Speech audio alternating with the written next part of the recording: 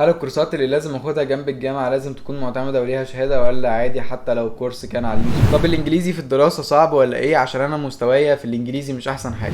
ممكن حد يعرفني لو انا ما بحبش الرياضة فعاوز اعرف هي صعبة ولا متوسطة، فلو كده اقدم فيها. هي قسم علم علوم. ايه الفرق ما بين كلية حاسبات ومعلومات وكلية ذكاء اصطناعي؟ الكورس هيبدأ امتى؟ بص، انت لو اشتركت في ال 48 ساعة الجايين هتاخد خصم رهيب. طيب ازيك يا باشمهندس، اخبارك ايه؟ اهلا وسهلا بيك في فيديو جديد. في الفيديو ده هنجاوب على بعض الاسئلة اللي جت على الفيديو الاخير. اسئله كتيره جدا جت، وبصراحه مفيش وقت اعمل فيديو لكل سؤال، فقلت ايه المهم كلهم في فيديو واحد، علشان برضو لو عملت كذا فيديو الفيديوهات هتتاخر. هكلمك على تفاصيل الكورس، فاستنى شويه كده معايا وايه وكل حاجه هتبقى تمام. اول سؤال من عبده بيقول: هل ينفع ادخل حاسبات من علم علوم؟ الكليه مفتوحه بكل اقسامها لعلم علوم وعلم رياضه، فمفيش فرق ما بين علم علوم دول. طب حاسبات ومعلومات اهليه نفس النظام وفي تدريب وترتيب على الدفعه وكده؟ بص، انا ما اعرفش الترتيب السيستم جوه الجامعات التانية ايه، يعني انا كنت بتكلم من منظور جامعتي انا بس. اغلب جامعات حاسبات ومعلومات موجود فيها النظام دوت، وخصوصا الجامعات اللي بقالها فتره شغاله. يعني مثلا جامعه زي عين شمس والقاهره، جامعه المنوفيه واسكندريه بقالها كذا سنه، فطبيعي يكون فيها انشطه طلابيه وانشطه كتيره جوه الجامعه يعني. وبالنسبه للتدريبات فهي مش مرتبطه باي جامعه، التدريبات بتكون من جهات خارجيه بتقدمها لطلبه حاسبات عامه في الجمهوريه كلها. ف بالنسبة للجامعات الأهلية فيها ولا لأ؟ غالبا بيبقى فيها، وممكن تتأكد إنك تسأل على حد من جوه الجامعة اللي أنت بتقدم عليها. طب لو دخلت خاص هل هحتاج اخد كورسات واكلف اهلي تاني ولا ايه؟ ما كحسابات ومعلومات كل مناهجنا وكل كورساتنا موجودة اونلاين ببلاش، فانت مش محتاج تدفع ولا جنيه في اي كورس ليه علاقة بحاسبات بمجرد ما تدخل الكلية، او حتى لو ما دخلتش يعني. وكمان بيكون في كورسات اصلا بفلوس، بتكون كورسات كبيره جدا، مثلا كورس ب1000 دولار او ب2000 دولار، وبيكون وزاره الاتصالات بتعمل عليها منح، فانت بتاخد الكورس ببلاش اللي هو بيكون بالافات الدولارات. ففكره انك تدفع فلوس في كورسات انا ما قابلتهاش لحد دلوقتي. طب الانجليزي في الدراسه صعب ولا ايه؟ عشان انا مستوايا في الانجليزي مش احسن حاجه. طيب، الانجليزي مش صعب قوي في الدراسه، بس هو ستيل موجود. يعني انت لو مستواك وحش في الانجليزي هتواجه صعوبات كتيره، فانت محتاج بمجرد ما تدخل الكليه تشتغل على حته الانجليزي.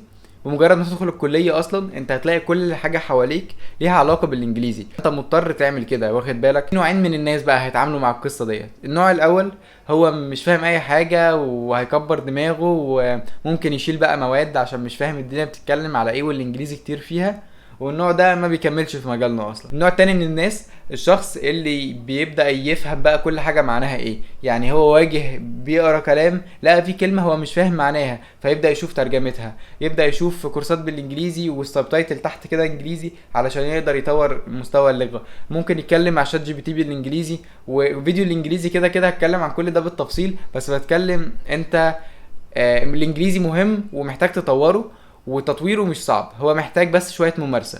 فانت مستواك مش هيزيد يبقى طفرة في يوم وليلة، مستواك واحدة واحدة بيزيد مع الوقت، ممكن ياخد 6 شهور عقبال ما تلاقي انك بقيت فاهم كل حاجة. ممكن حد يفيدني، هل هي ولا علوم؟ وان كان ميولي طبي. طبعا طالما ميولك طبي ادخل طب، ما ايه اللي يجبرك تدخل حاسبات؟ ما تبصش عليها ان هي كلية او كشغل، ولكن بص انت هتفضل تعمل الشغلانة ديت طول عمرك، فانت هو انت حابب تعمل كده ولا لا؟ حتى لو كل الناس رايحة طب وكل الناس شايفاها كلية قمة، انت مش هتنجح فيها طالما انت مش حابب انك تفضل في الاستيريوتايب او يبقى شكل وظيفتك بالطريقة ديت، فاهمني؟ فادخل اللي حبه، ما تدخلش حاسبات طالما انت مش حاببها. ممكن اعرف ايه رايك في كليه اي ال يو الاهليه، وايه قسم افضل؟ اي ال يو هي ليها فرع عندنا في المحافظه، وهي كليه ليها فروع كتيره جدا. الفرع عندنا في المحافظه انا قابلت واحد صاحبي بيدرس فيه بالصدفه، وماما بيقول لي معظم المحاضرات بتبقى اونلاين، وبنروح على محاضرات بسيطه كده في الجامعه، وبيروح بقى على الامتحانات من فتره للتانيه. فما حسيتش ان هو واخد جو ان طالب جامعي وبيروح وبيبقى فيه كويزات دايما باستمرار وتسليمات وبتاع، ده ما حسيتوش انه موجود، خصوصا ان في دراسه جزء كبير منها اونلاين. فلو هي بكل فروعها بالطريقه ديت فانا مرشحهاش بصراحه.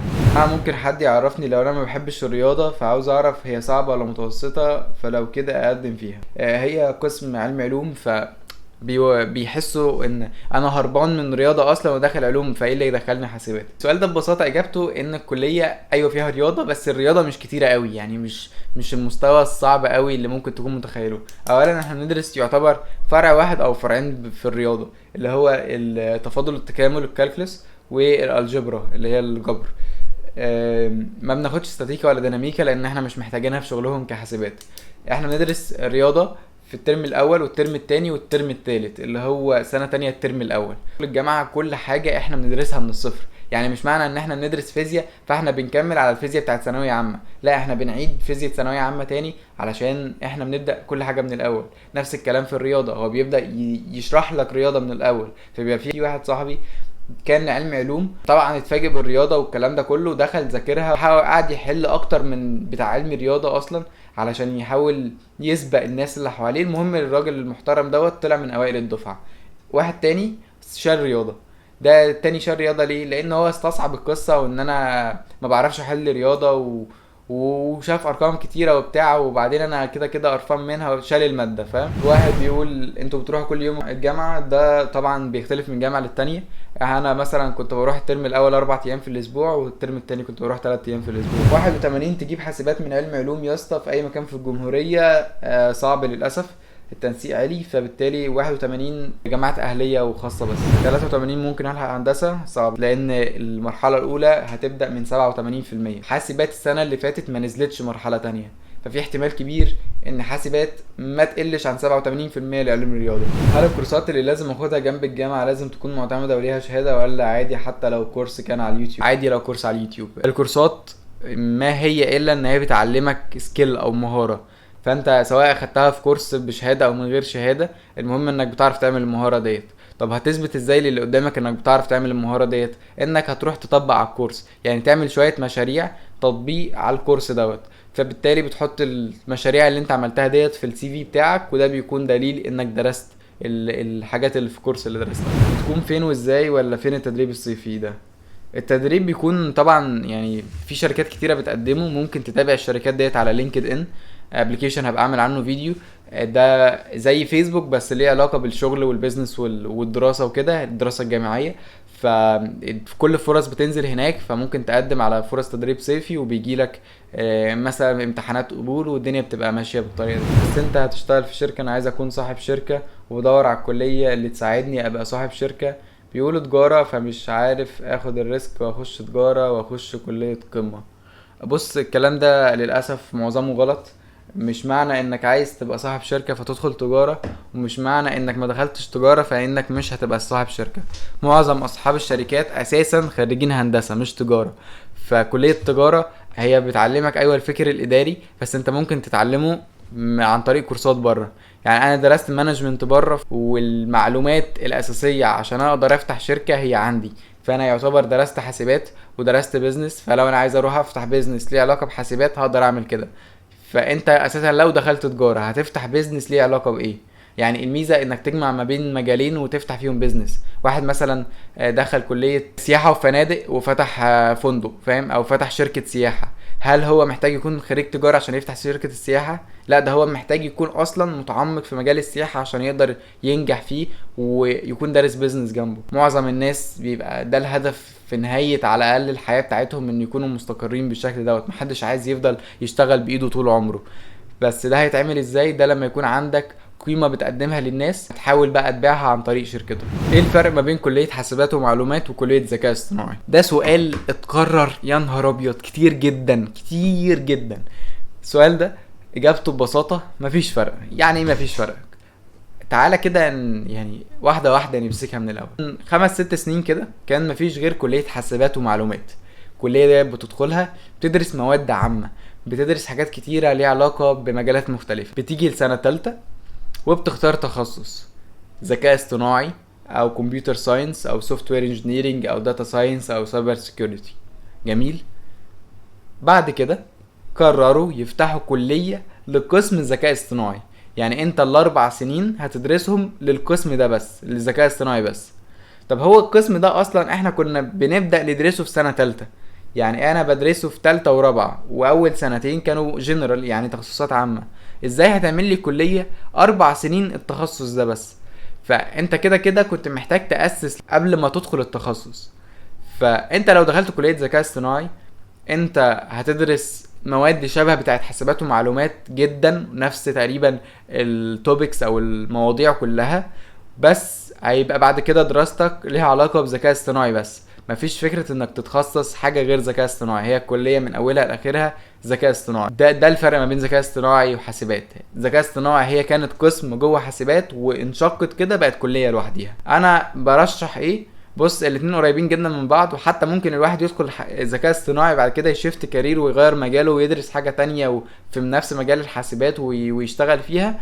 بس اللي انا حبيته اكتر ان انا ادرس مواد عامة، واختار انا بمزاجي التخصص اللي عايز اكمل فيه باقي الدراسة، لكن ما تفرضش عليا تخصص من الاول وممكن لما ادرسه ما يعجبنيش. لان احنا مثلا في حاسبات ومعلومات درسنا مواد ليها علاقة بذكاء اصطناعي، في ناس ما عجبهاش المواد، يعني جابت فيها درجات مش حلوه ولقيت انها مش سالكه فيها، فخلاص القسم اللي ليه علاقه بالمواد ديت مش هدخله، اللي هو كان ذكاء اصطناعي ساعتها، هدخل قسم تاني غيره. ففي فرصه انك تنقذ ما يمكن انقاذه. المفروض اعرف ازاي ان دماغي حابه المجال ده فعلا؟ ده سؤال جميل بصراحة. المجال ده عملي، فتعال نفكر كده، طالما هو عملي ايه اللي انا ممكن اعمله عشان اتاكد ان انا بحب المجال ده؟ ببساطه اول حاجه جت في دماغي انك تجرب تشتغل بايدك. فانا ارشح لك بصراحه انك تدخلي تاخدي كورس للغه برمجه على اليوتيوب، سواء سي بلس بلس او بايثون. هي بايثون اسهل، فممكن تبدا بيها بحيث انك يا دوبك تعرف كده انت حابب الدنيا ولا لا.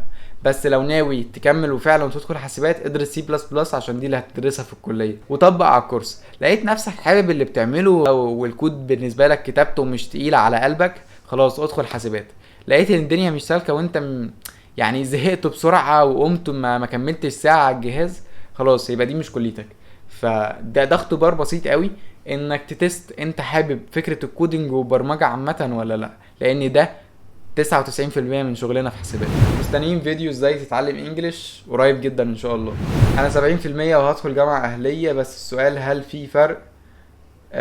بصراحه الجامعات الاهليه مختلفه من جامعه للتانيه. في جامعات قويه جدا قويه جدا زي جامعه النيل مثلا، دي من اقوى الجامعات في مصر عامه، سواء بقى يعني وسط الجامعات الحكوميه او الاهليه او الخاصه. جامعه النيل ليها اسم رهيب وقوي. في جامعه المنصوره برضو جامعه قويه جدا. دي الجامعات الاهليه المشهوره. فالحوار بيختلف من جامعه للتانيه بشكل كبير على حسب الجامعه اللي هتدخلها.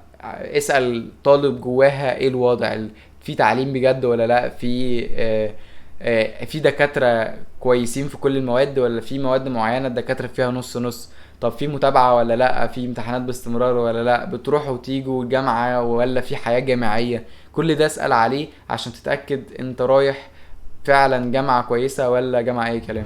انا محتار ادخل حاسبات ومعلومات قسم هندسة برمجة. اعتقد السؤال ده بدري جدا عليه، يعني احنا في حاسبات ومعلومات بنختار القسم في سنة تالتة، فانت هتدخل وتدرس مواد كتيرة جدا، وكل المواد هتحدد كده شوية حاجات ليها علاقة بالقسم، وعلى حسب انت حبيت مواد ايه اكتر تختار القسم اللي عايز تدخله. انت ليه تفكر في قصة القسم من دلوقتي وانت لسه ما درستش المواد؟ الكلية كان مجموعة كام السنة اللي فاتت؟ يعني كانت السنة اللي فاتت من علمي رياضة حوالي 82%. هل ينفع ادخلها من ادبي؟ لا ما ينفعش. لو سمحت ممكن تقولي ايه رأيك في كلية حاسبات وعلوم بيانات اسكندرية؟ جامعة اسكندرية لا يعلى عليها، جامعة قوية جدا بصراحة، ارشحها لأي حد. انا مش جايبة 60، جايبة 59 وكسور، يعني فاضل لي كام درجة وابقى 60. الحاجة خاص عشان معظمهم بيقولوا من 60 مفيش اي امل. للاسف صعب جدا لان التنسيق عالي قوي السنة دي، فممكن تدخلي كلية زي PIS، دي اقرب حاجة لمجالنا، دي ميكس ما بين كلية بيزنس او تجارة وكلية حاسبات ومعلومات. حاسبات ولا تمريض؟ السؤال ده غريب قوي، ملوش اي تفسير غير انت مش عارف تحدد انت بتحب ايه. ببساطة فكر في شكل حياتك لما تدخل تمريض هتبقى عامل ازاي، هتشتغل فين، هتتعامل مع مين، هيبقى شكل التاسكات اللي مطلوب منك عاملة ازاي كل يوم. ونفس الكلام فكر فيه لما تدخل حاسبات. ممكن اليوتيوب يساعدك في حاجة زي كده، تكتب طبيعة شغلة حاسبات او يوم في حياة طالب حاسبات، ونفس الكلام في تمريض، شوف بيدرسوا ايه، شوف بيشتغلوا ايه، ومنظر مستقبله يبقى عامل ازاي، وانت حابب تبقى في ايه اكتر وقت تدخل. لان احنا كده كده هندرس 4 5 6 سنين يا عم، انت هتفضل تشتغل الشغلانة ديت 40 سنة. ما تطمعش في 4 سنين شكلهم حلو عشان 40 سنة هتتبهدل فيهم او هتشتغل حاجة انت مش حاببها. هو في فرق بين حاسبات من علوم وحاسبات من رياضة مفيش اي فرق. طب لو اهلية في مسابقات زي اللي في اول الفيديو، في مسابقات. هو عامة الجامعات بتتنافس ان هي يبقى ليها اسم في المسابقات دي.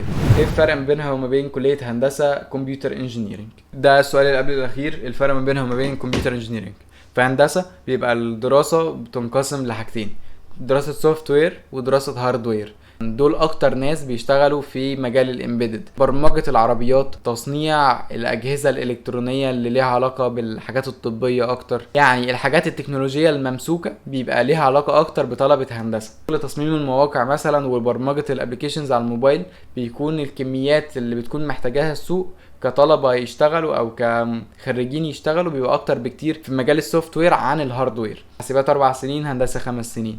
وبما ان هي ازيد سنه فانت كمان بتاخد كارنيه النقابه، يبقى معاك كارنيه نقابه المهندسين، ده لو بيفرق معاك. انا كنت داخل هندسه في الاول ورجعت حولت حاسبات عشان حسيت ان دي الحاجه اللي انا حاببها اكتر.